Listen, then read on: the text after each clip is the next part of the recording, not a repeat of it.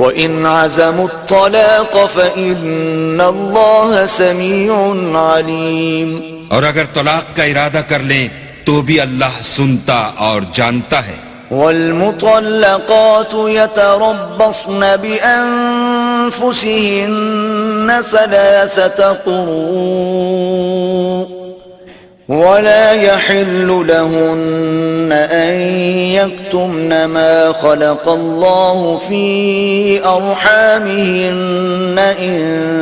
كن يؤمن بالله واليوم الآخر وبعولتهن أحق بردهن في ذلك إن أرادوا إصلاحا وَلَهُنَّ مِثْلُ الَّذِي عَلَيْهِنَّ بِالْمَعْرُوفِ وَلِلرِّجَالِ عَلَيْهِنَّ دَرَجَةٌ وَاللَّهُ عَزِيزٌ حَكِيمٌ۔ اور طلاق والی عورتیں 3 حیض تک اپنے تئیں روکے رہیں، اور اگر وہ اللہ اور روز قیامت پر ایمان رکھتی ہیں تو ان کو جائز نہیں کہ اللہ نے جو کچھ ان کے شکم میں پیدا کیا ہے اس کو چھپائیں،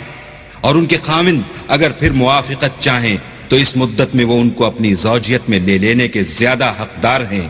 اور عورتوں کا حق مردوں پر ویسا ہی ہے جیسے دستور کے مطابق مردوں کا حق عورتوں پر ہے، البتہ مردوں کو عورتوں پر فضیلت ہے، اور اللہ غالب اور صاحب حکمت ہے۔ الطلاق مرتان فإمساكم بمعروف أو تسريح بإحسان ولا يحل لكم أن تأخذوا مما آتيتموهن شيئا إلا أن يخافا ألا يقيما حدود الله فإن خفتم ألا يقيما حدود الله فلا جناح عليهما فيما افتدت به تلك حدود الله فلا تعتدوها ومن يتعد حدود الله فأولئك هم الظالمون۔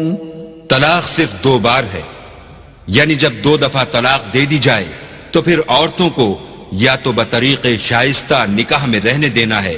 یا بھلائی کے ساتھ چھوڑ دینا، اور یہ جائز نہیں کہ جو مہر تم ان کو دے چکے ہو اس میں سے کچھ واپس لے لو۔ ہاں اگر زن و شوہر کو خوف ہو کہ وہ اللہ کی حدوں کو قائم نہیں رکھ سکیں گے تو اگر عورت خاوند کے ہاتھ سے رہائی پانے کے بدلے میں کچھ دے ڈالے تو دونوں پر کچھ گناہ نہیں،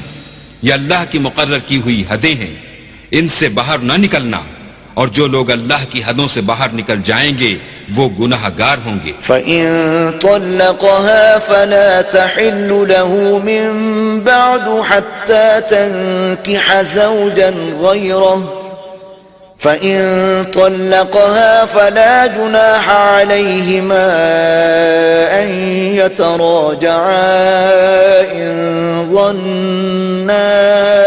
أَن يُقِيمَا حُدُودَ اللَّهِ وَتِلْكَ حُدُودُ اللَّهِ يُبَيِّنُهَا لِقَوْمٍ يَعْلَمُونَ۔ پھر اگر شوہر 2 طلاقوں کے بعد تیسری طلاق عورت کو دے دے تو اس کے بعد جب تک عورت کسی دوسرے شخص سے نکاح نہ کر لے اس پہلے شوہر پر حلال نہ ہوگی۔ ہاں اگر دوسرا خاوند بھی طلاق دے دے اور عورت اور پہلا خاوند پھر ایک دوسرے کی طرف رجوع کر لیں تو ان پر کچھ گناہ نہیں، بشرطے کہ دونوں یقین کریں کہ اللہ کی حدوں کو قائم رکھ سکیں گے، اور یہ اللہ کی حدیں ہیں، ان کو وہ ان لوگوں کے لیے بیان فرماتا ہے جو دانش رکھتے ہیں۔